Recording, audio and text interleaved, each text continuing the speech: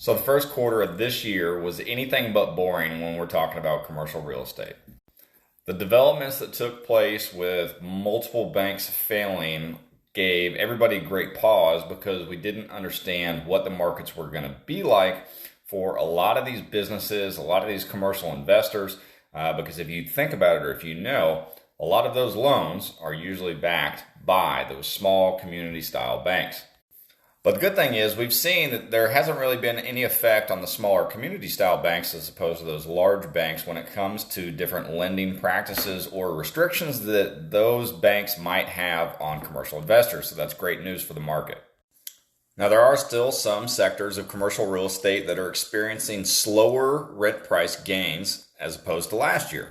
The office sector has been hit primarily from the pandemic, and that's still carried over to today with higher vacancy rates.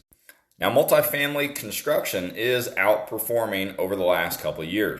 And finally, apartment rent growth has also slowed. Retail is still about 4% vacancy across the nation. However, industrial has increased by about 10%. So there's a little commercial market update for you. If you have any questions, want to look at any properties, make sure to reach out. Be more than happy to help answer any questions you got.